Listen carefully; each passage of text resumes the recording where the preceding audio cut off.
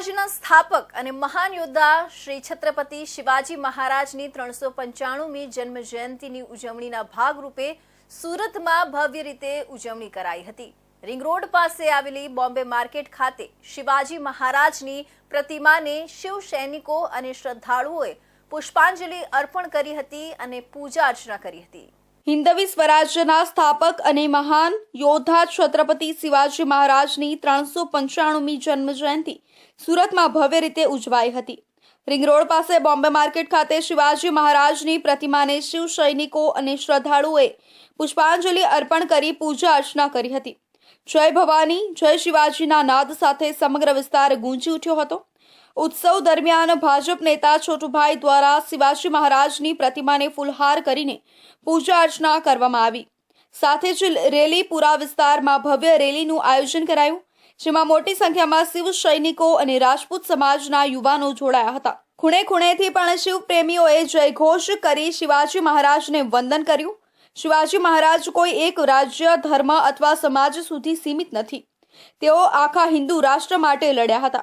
તે જ કારણે આજે ગુજરાતના અનેક શહેરોમાં તેમની પ્રતિમાઓનું અનાવરણ કરવામાં આવી રહ્યું છે અને જયંતિ ભવ્ય રીતે ઉજવાઈ રહી છે।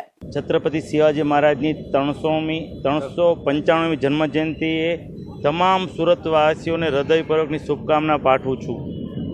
છત્રપતિ શિવાજી મહારાજ મહાન યોદ્ધા, સાહસિકતા, પ્રજાલક્ષી કાર્યો અને તેમના જીવનમાં આજે આપણે પ્રેરણા લઈએ, કારણ કે મુગલોની સામે અડગ થઈને છત્રપતિ શિવાજી મહારાજ તે સમયમાં લડ્યા હતા।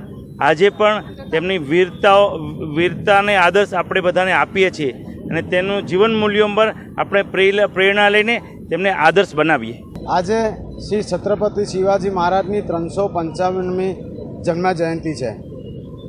હું સૌ ભક્તોને આ દિવસની ખૂબ ખૂબ શુભકામના પાઠવું છું અને ખાસ કરીને હું યુવાઓને કહેવા માંગીશ કે એ લોકો ફક્ત 19 ફેબ્રુઆરી મહારાજની જન્મ જયંતિના દિવસે જ એ લોકો ભગવો પહેરે છે, સારું કામ કરે છે, લોકોની સેવા કરે છે, પણ આ તો આપણે 365 દિવસ કરવું જોઈએ।